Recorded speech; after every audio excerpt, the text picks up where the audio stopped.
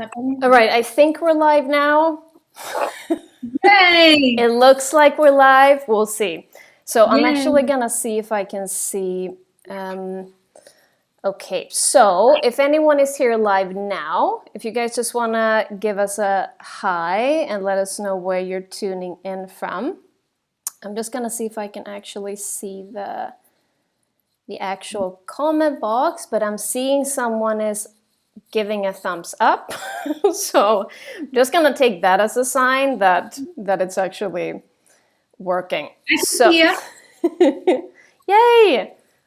Awesome. All right. So we are so if you haven't subscribed yet, go ahead and do that just to keep updated on more goodness like this. And if you're excited to get into this with us, go ahead and give this video a like. So Therese and I, we're gonna dive into some goodness first, and then we're gonna do a little Q&A at the end. But if any questions come up along the way, just post them in the comment box. I'll figure out how to actually see them.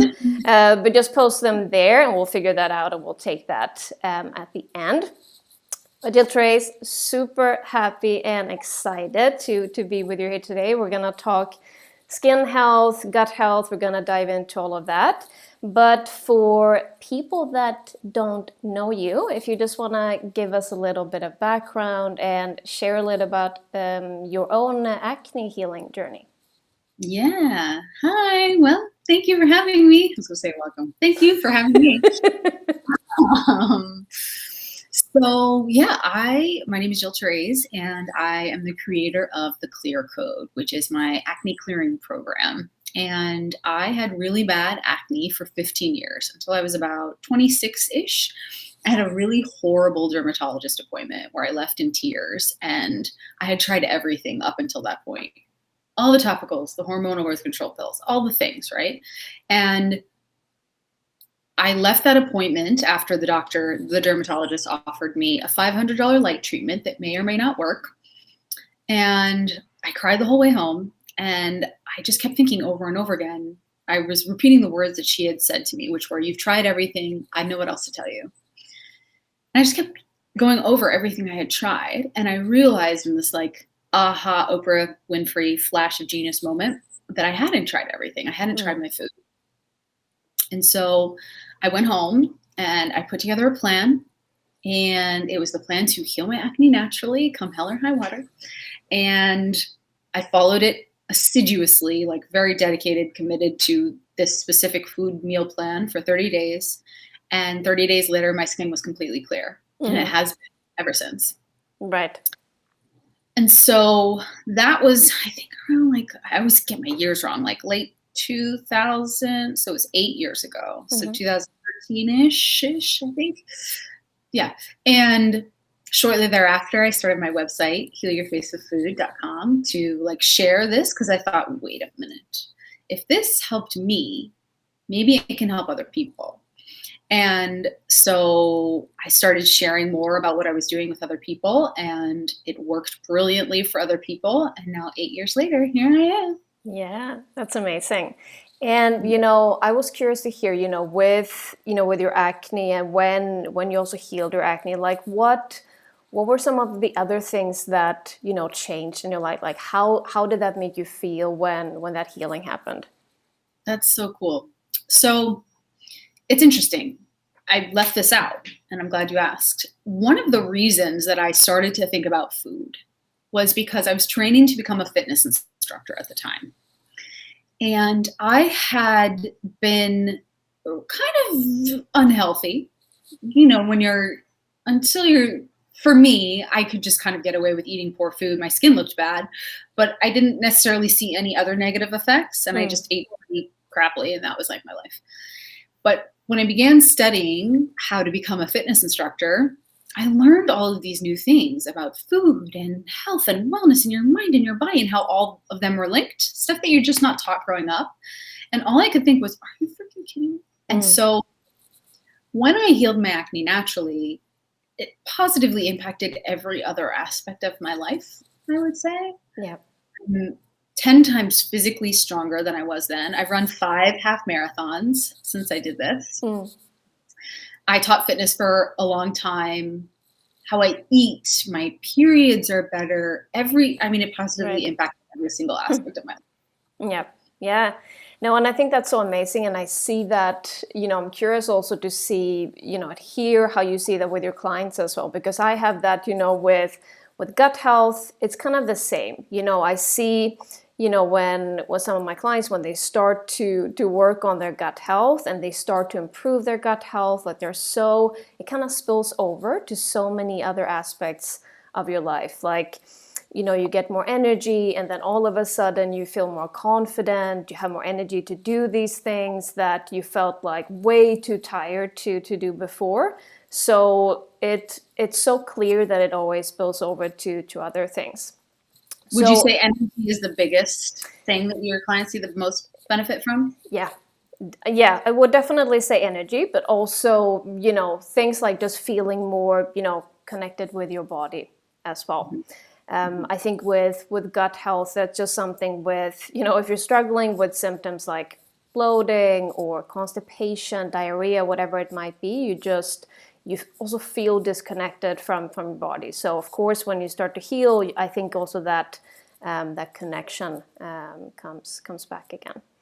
So, with your clients, what would be some of the kind of main things that you also see, like positive things that they experience in their life?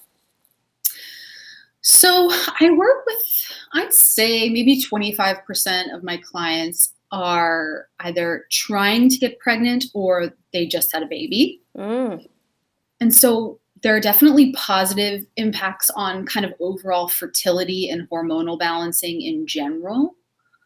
And just kind of control and awareness of what's happening to their body through these hormonal shifts. So that's key.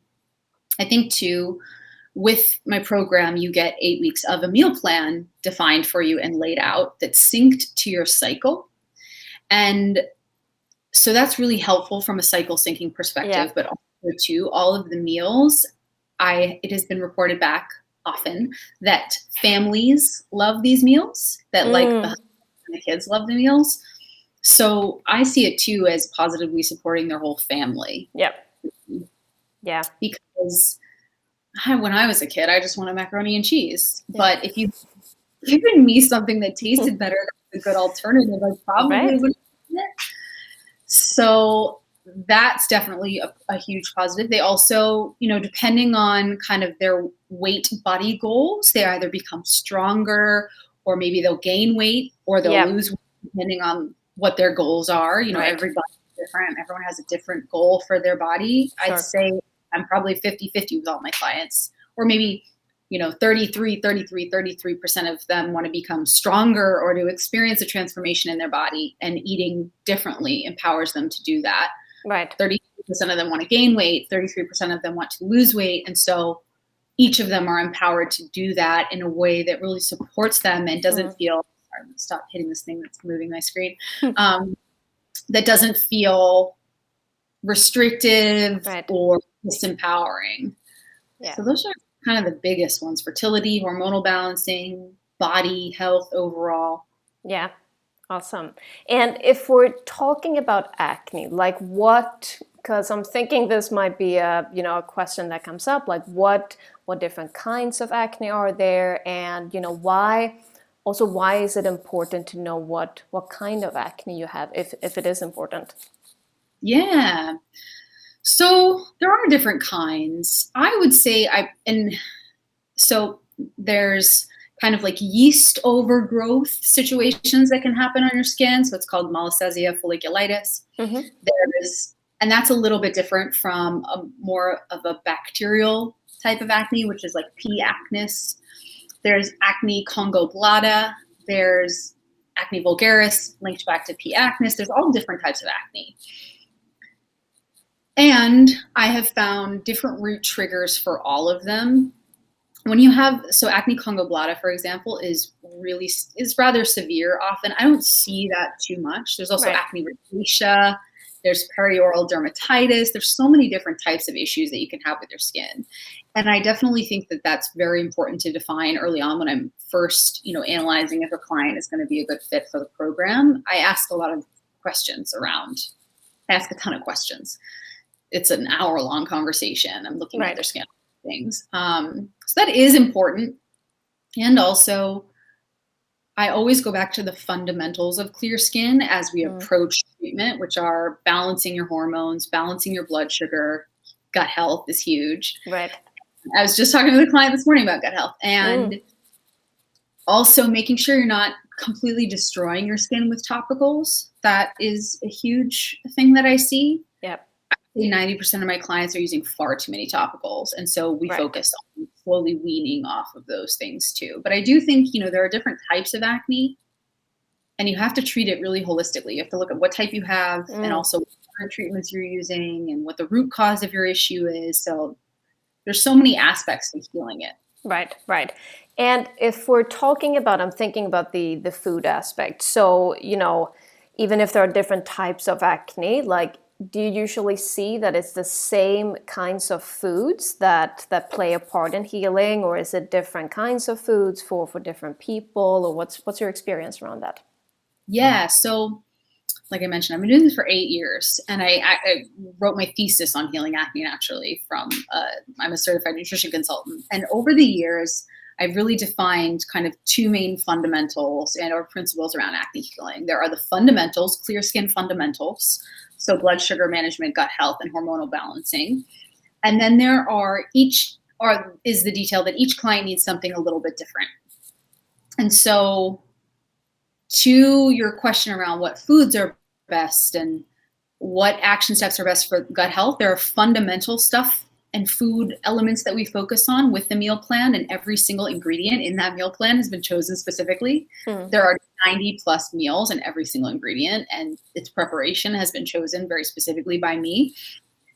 And those are kind of fundamentally going to be supportive for people from a clear skin perspective. And that's about 50% of the equation. And then 50% of the equation is they need support. And so I will look at I troubleshoot with them when we decide on specific action steps. But I would say 50 to 60-ish% of the foods for acne clearing are pretty universal, and they can be applied for everyone. But then the other 50%, you have to take into account food sensitivities, gut health issues. And so then we will take specific action steps per person based on those issues. Right. Got it. And in terms of foods, just in general, like what kinds of foods are a good treat? Is it plant-based, or do you recommend something else, or what does that look like? My program is about 75% plant-based. Cruciferous vegetables are huge. They support estrogen detoxification, which is very important when you're dealing with acne. Yeah. Ton of like leafy greens, all those things. I like to recommend low sugar fruits, generally speaking. But that being said, fruit is fine and lovely. If you're eating a pineapple every day instead of 4 Oreos, like, we are good. Yes. I feel like the internet freaks out about fruit, or I know. there's a lot of restriction, and Yep. I do not feel that way because it doesn't work long term. Yep. So generally speaking, fruits, high veggies. I like to recommend too a lot of inclusion of healthy fats. So Brazil nuts, almonds, walnuts, olive oil, coconut chips, avocados. Yeah. I really like them to start to employ healthy fats to support them from a blood sugar perspective, because so many of us are walking around with dysglycemia, so just like totally messed up blood sugar. Yep. And it's like on a roller coaster throughout the day. And so a lot of healthy fats, dark leafy green vegetables, and then like quality proteins. So lentils, like high quality fish, high quality poultry. I definitely, I veer away a little bit from pork and beef just because where it's sourced, it isn't always the best. Yep. Beans, I generally have clients avoid because they can be really irritating for your gut if you don't prepare them correctly. And so that's generally what we focus on, but it is kind of, is a specific science behind all of it too. Yeah.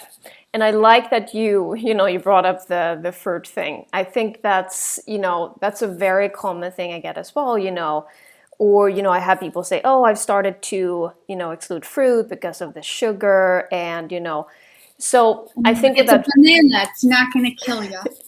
exactly. But I think this whole, like, when it comes to restriction, that it's very easy to start to restrict things that are actually good. There's so much stuff online, and that's another thing as well. But that's something I tell, people that I work with too. Like, it's, fruit, it can only be good.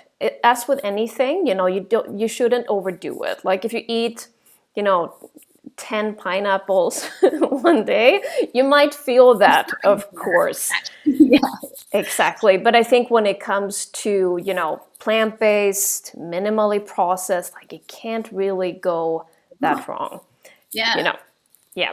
And I think, Totally. as you say as well, it's such a, like, also holistic way of looking at things. So it's not only food, but also all the other aspects of life, like Yeah. stress, how's your emotional life, and of course with skin health also in terms of skin care as well. So it's all those different things as well.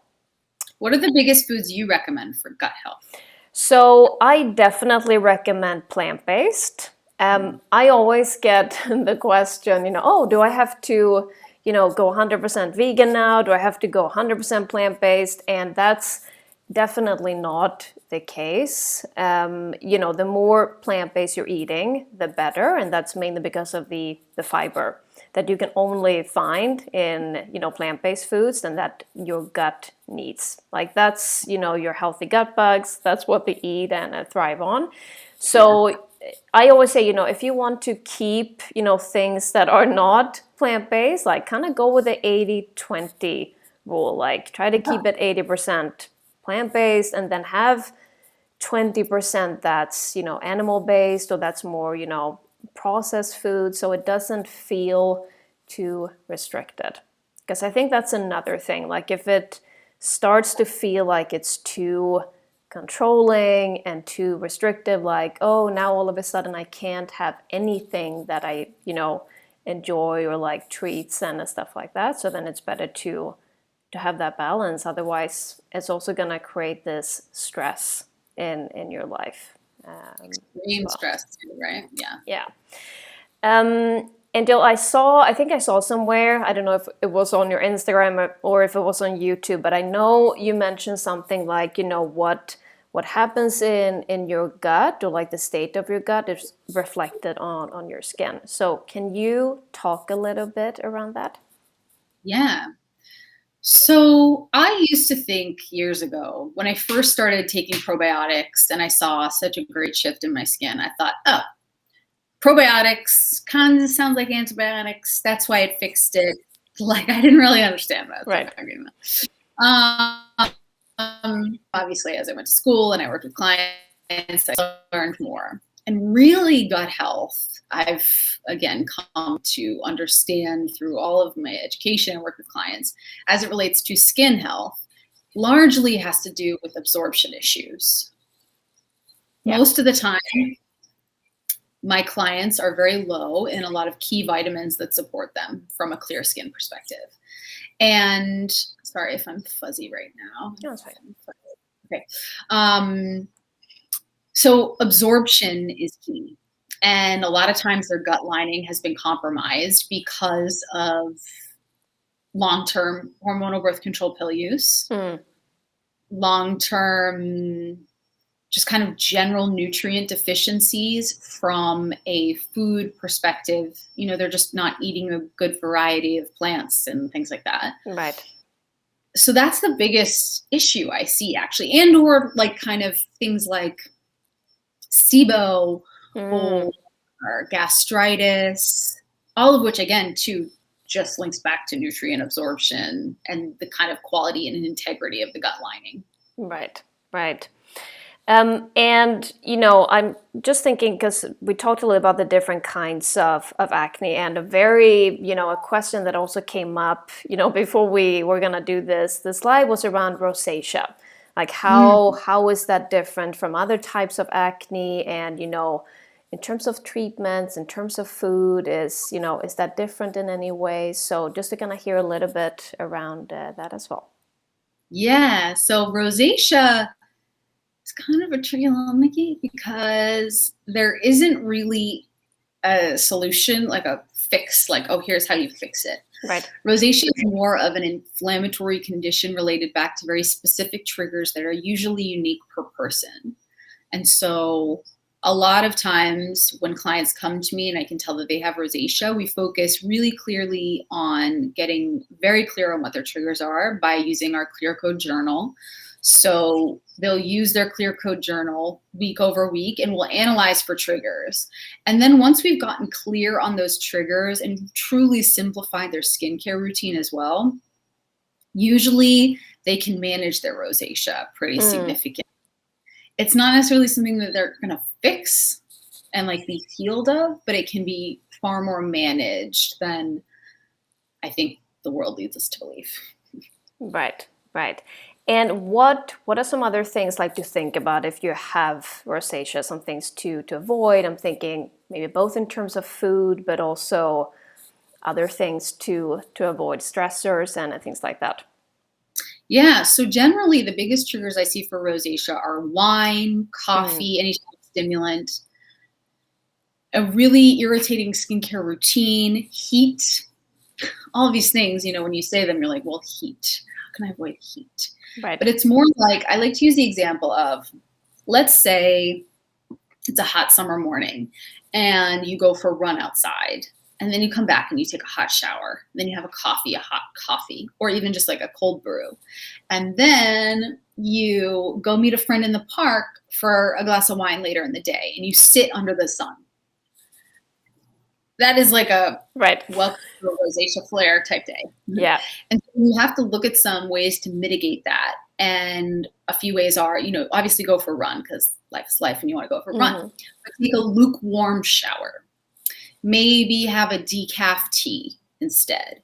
Right. Use a really gentle moisturizer instead of like harsh things like retinols or vitamin C's. And then maybe when you meet your friend, bring a cold drink instead of like a coffee or a wine. Sit in the shade, wear a hat, and use a ton of SPF. Right.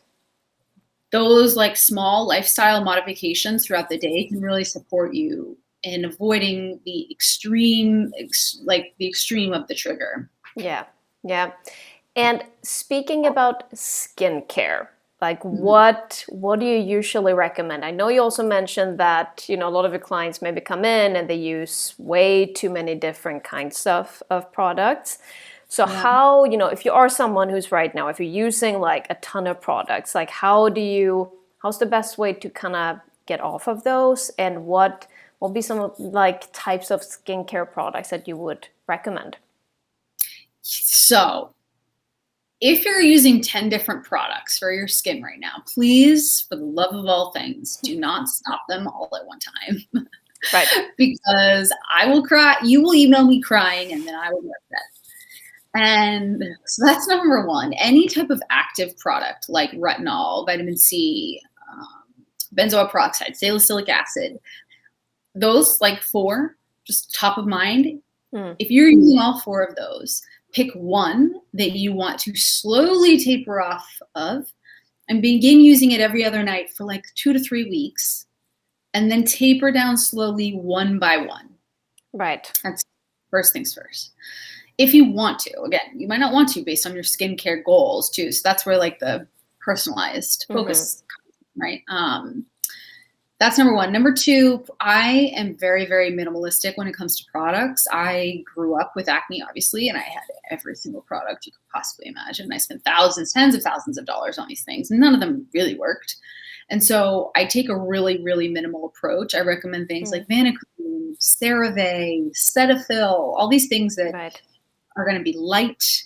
They're going to restore the health of your barrier, because a lot of us have just like broken, like we've almost like put these giant, literal and metaphorical cracks in the barrier of our skin. Like you have beautiful skin, right?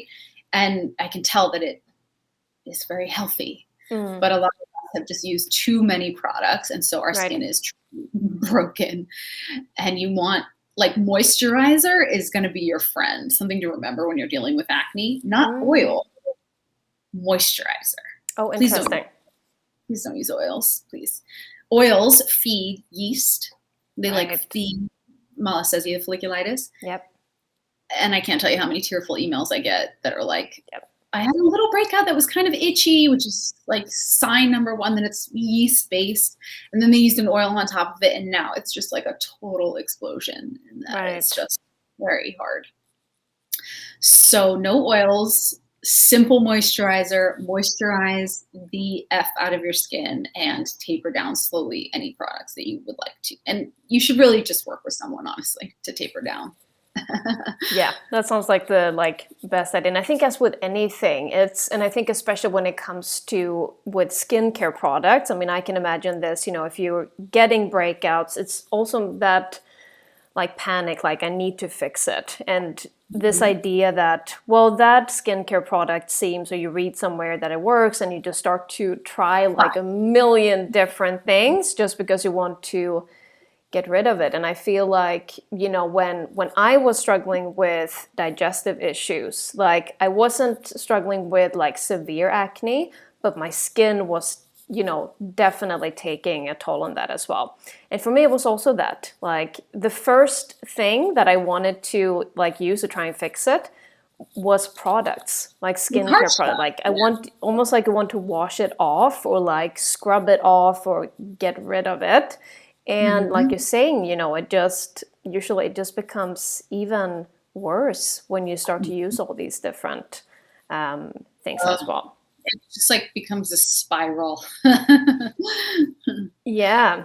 And I think also, I mean, thinking like budget wise, just thinking of that it's just like, okay, I just need to like have a few things, moisturizing, doing these kind of basic things and really start there. And like you said, also getting help with it as well.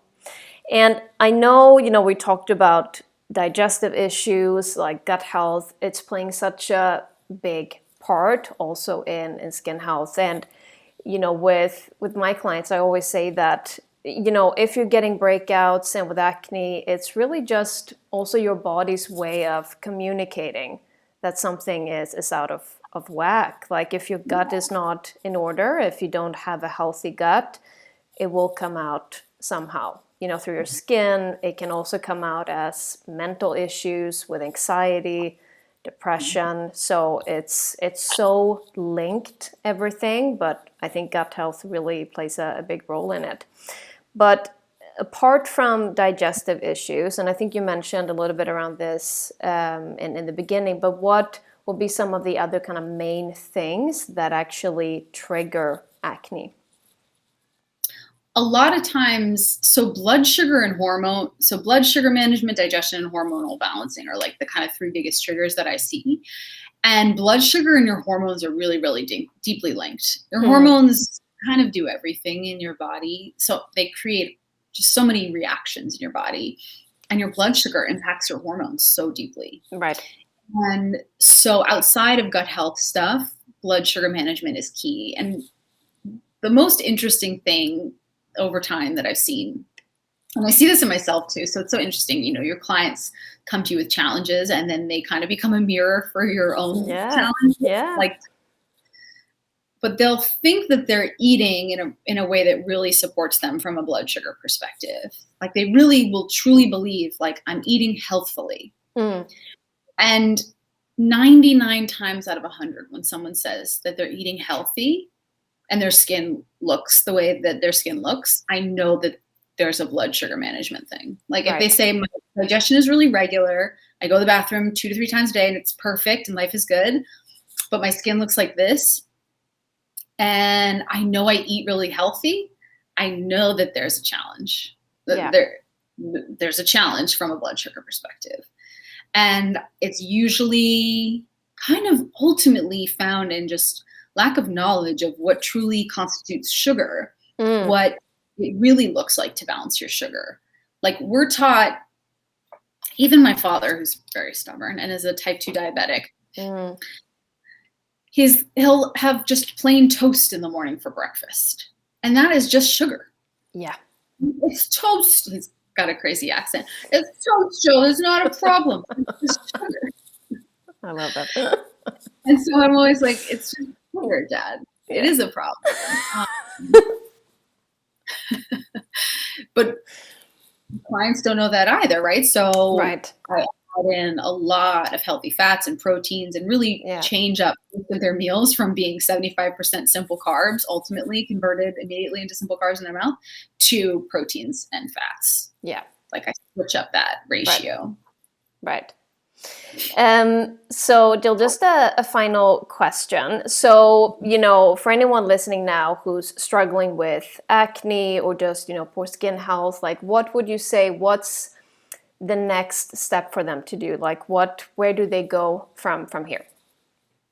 Well, I have an acne personality quiz that they can than lovely. I would love for them to take, and it really helps you identify those kind of initial triggers: your digestion, your blood sugar management, or your hormonal. Is it hormonal?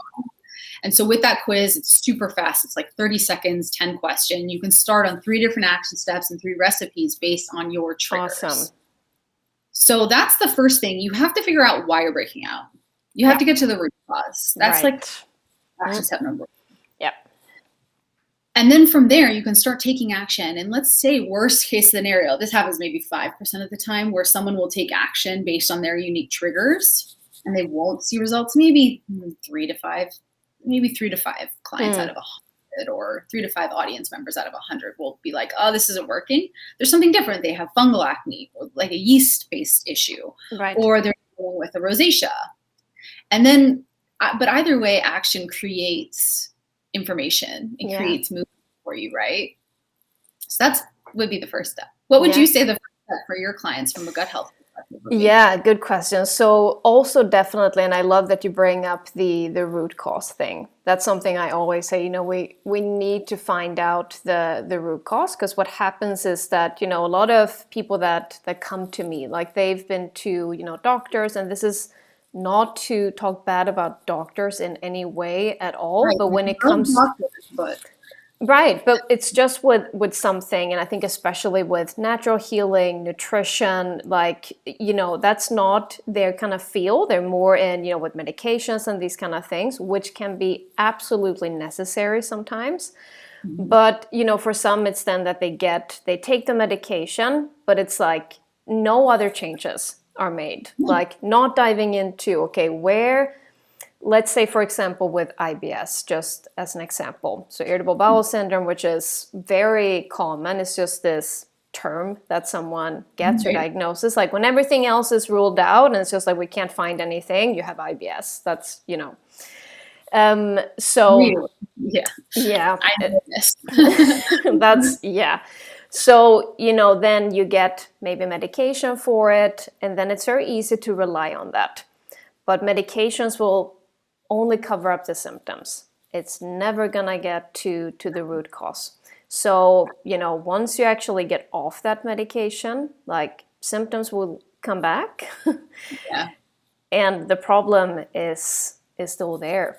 So that's something I always say, okay, let's get to the root cause. Where does it come from? Is it, that you've been taking too many medications, antibiotics? Food, like gut issues can be triggered from, food poisoning, just something like that, because it really just wipes out everything. And it's so harsh on the gut. So just from that, you can actually get, a damaged gut. Or is it because you've been eating junk food, a lot of sugar, drinking a lot of alcohol? Does it come from there? So it's the same. It's really getting to the root cause and then figure out, okay, how do we work on healing your gut from there? But at the same time, I would say, in terms of food, plant-based, that kind of diet, or eating more like non-processed foods, looking at stress management, emotional balance. It's kind of, everyone can do that. It's the same, but at the same time, it's also really key to understand, like you said as well, like where does the issue actually come from? Right. And what got you kind of on that note? What got you into your work with gut health stuff? Yeah. So for me, it was really when it was probably between the ages of 16 to 24, something like that.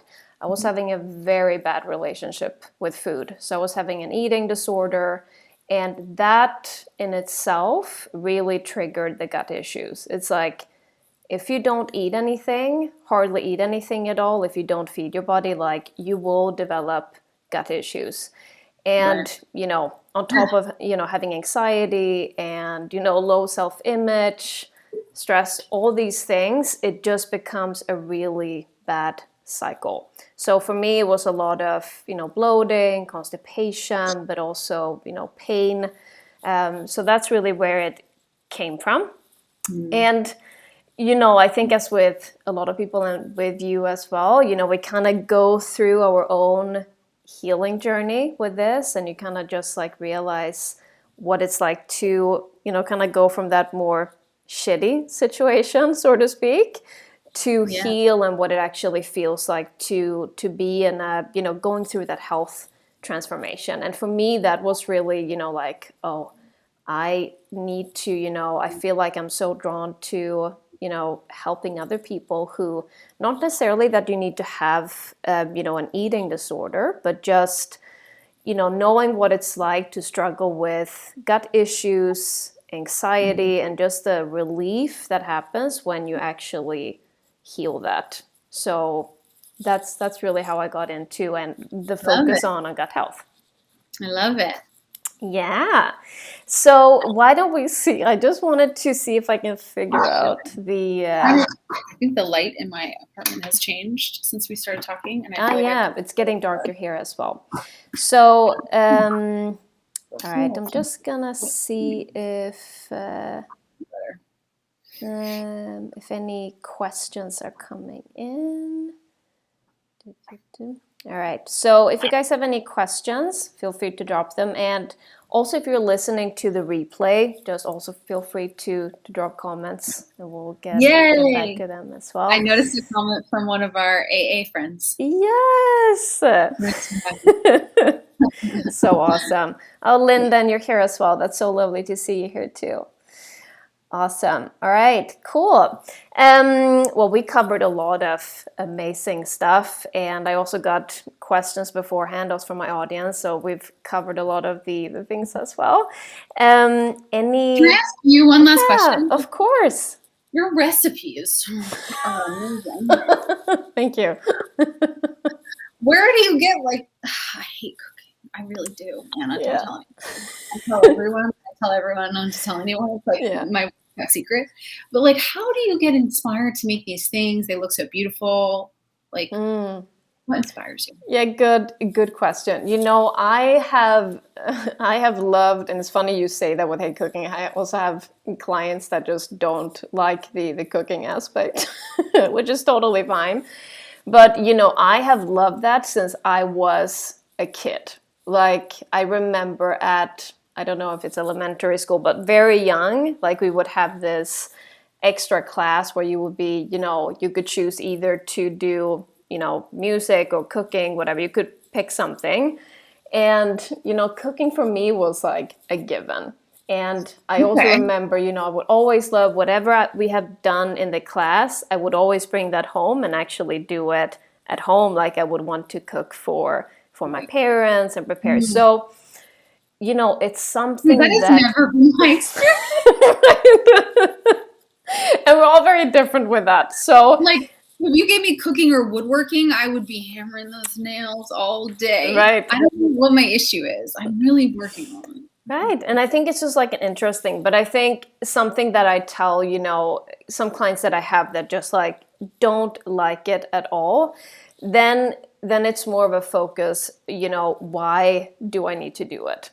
Because it's also if you actually do want to, with your health, if you want to heal your gut, it's something you have to do. And sometimes it just takes a bit of also practice and getting into the routine, or just making, more of a fun event around it. Cook when you have your favorite music on, or listen to a podcast. You know, if you don't, for me, it's very like therapeutic to cook. So I can be, you know, complete quietness and just be very focused on that. But, you know, if you don't love cooking, if that's not your thing, just, you know, make something out of it. You know, put on, again, your favorite music or podcast and just have fun with it. And then it I love usually that comes. idea of making it into an event, because I Yeah. love cooking for other people, or like, you know, on a date cooking. That is Right, fun. right. So that's a really cool idea, thinking about doing it from like an event perspective, and like, yeah, I like that a lot. That's really interesting. I've never thought about it that way. Yeah, usually that helps a bit, especially because then you kind of move the focus from, you know, that you're cooking and that you're just like taking a break and doing it, Right. and keep it simple. Like, don't, if you don't Right. love cooking, like, don't get into super complicated Master Chef, like 3 hour things. I'm like, oh, I'm going to cook up a 4-hour braised croque monsieur. I don't even know if that's a thing, but that would Right. be me. I'll pick something ridiculous, and then it'll take 7 hours, and I'll mess it up, and then I order pizza. Right. It's like Exactly, because then it becomes too like overwhelming, and then also the complication, and then all of a sudden it's just not fun anymore to yeah. actually do the And then cooking. the So cleanup is so extreme that it's not worth it. It's just exactly. But it's really interesting to think about it as an event, Yeah.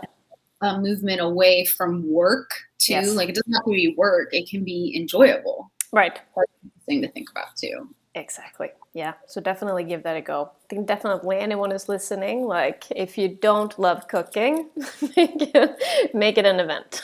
Yeah, that's cool. I love it, Anne. I love it. Cool. So, Dilteres, I'm gonna drop your the quiz in the description as well. I'll just Cool. add that after, so people can grab that. And I'll put your YouTube channel down there as well, so people can check that out. Thank you But for having me. yeah, of course. Anything else? Any final things you want to add? No, just that gut health is freaking key, Yeah. and I see it more and more and more. So Yes. I love that the work that you do too, because it's integral to our life. It I meant to tell you earlier before we get off. I had a horrible gut issue in the fall. Right. Crazy. I've never had anything like this, and it was ruled as gastritis after essentially I didn't eat for 8 weeks. I'm not kidding. My hair started falling out. I had all this crazy stuff, and kind of to your point, they just put me on omeprazole and sulfuricate. Yeah. And maybe one other medicine that just handled the symptoms. Right. And I was like, what? Why are we not addressing the actual issues here? Yeah. So it was a very weird thing to go through. It's much better now, thankfully. And I actually think, to your point, things have been weird. I had been noticing some weird symptoms, like nausea isn't really a common thing for me, but I had been noticing nausea after I would eat at this restaurant. I'd eat this one specific meal at this restaurant. And I ordered it again like an idiot because it was really delicious. And Yep. and within 12 hours, it's the worst stomach pain I've ever had in my life. I was surprised that I wasn't throwing up blood. That's how bad it was. Right. I swear it was a meat-based dish with a tomato sauce, and it was zoodles. It was like a zoodles bolognese. Right. Yep. And I swear the meat was contaminated, plus the acid from the tomatoes and all the things. And then it was just like off to the races. Yeah. And I didn't eat for 2 months. Wow. It was terrible. And I had to have a thing where they looked inside and all that. So. Yeah. Yeah. But again, like you mentioned, that's usually what happens. And then you get a lot of medications to cover that up. So, of course, and you have a rebound. Yeah. But the second I stopped the medicine, I had about a day of joy, and then it came right back, kind of. And then I had to go back on the medicine. That's the thing. It just covers it up. And it's not to say, again, getting back to that point, because I don't want to sit here and say like, oh, medications are always bad.